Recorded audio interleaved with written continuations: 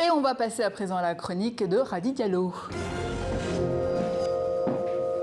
Et bonsoir Radi. Bonsoir Lydia. Aujourd'hui, vous nous parlez d'une initiative plutôt ludique, la création de comptines animées en Wolof. Oui, le projet s'appelle Atama et c'est une chaîne YouTube avec des comptines qui ont été créées pour permettre aux plus petits de s'initier à la langue Wolof.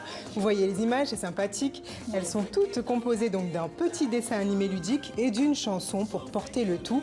Et c'est vrai que c'est un avantage aussi pour les parents puisque ça leur permet de transmettre donc la langue Wolof, notamment les parents qui sont issus de la diaspora et pour qui c'est pas toujours facile donc d'apprendre le Wolof à leurs enfants. Et nous, on a de la chance, Lydia, parce qu'on parle très bien Wolof ici. Ah oui? N'est-ce pas? Ah ouais? Dites-moi. Est-ce que je vous fais un petit test que j'ai préparé pour vous? Ah Est-ce que vous savez comment on dit chaud en Wolof? Tang. Ouais. Oui. Vous croyez quoi? Non, mais j'en doutais pas du tout. Je suis sûre qu'à la maison aussi, il y a beaucoup de téléspectateurs qui doivent savoir comment on dit. Et comment dit-on froid? Cède. Cède. Oui. On a vraiment deux Sénégalaises, tout autant que moi, je l'imagine. On va découvrir comment Atama propose donc de définir ces termes et d'apprendre surtout aux enfants comment les mémoriser.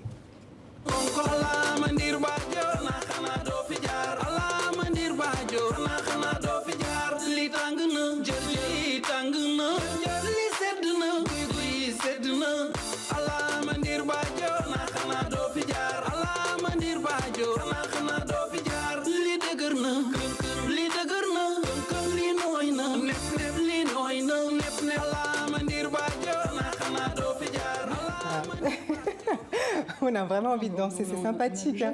Même pour les grands finalement. Et c'est vrai que les professionnels de la petite enfance confirment que l'apprentissage de notions via les comptines peut permettre aux enfants de travailler leur mémoire, mais aussi leur motricité, donc il ne faut pas hésiter.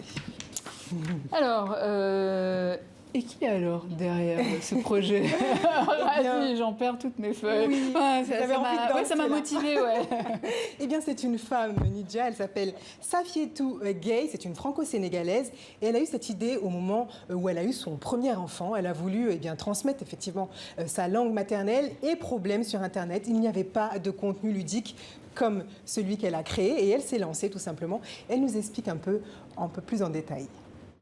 Atama est né d'un besoin de transmission culturelle parents-enfants.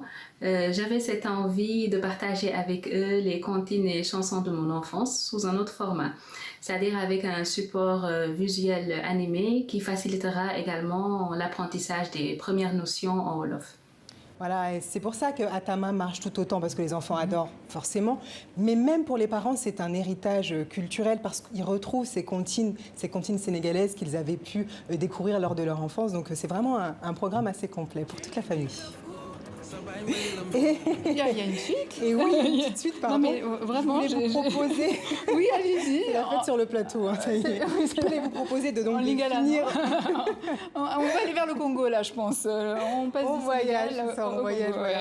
Donc une comptine en lingala. Donc voilà, vers la RDC, qui propose un chant qui était à l'époque chanté par les piroguiers lors de leurs excursions en mer. Elle s'appelle Olélé. Oh lélé, Moliba, Makassi. Donc elle est très populaire. Beaucoup d'écoles l'apprennent pour les enfants à la maternelle en Europe, mais également en Afrique. C'est fini. Lélé, on chante pas, non? Cette chanson. Bah si, moi je la connais la chanson. Merci Radi, à demain, chronique que vous pouvez retrouver sur notre site internet tv5monde.com et sur nos réseaux sociaux Facebook, Twitter, Instagram. Quant à moi, je vous dis à demain.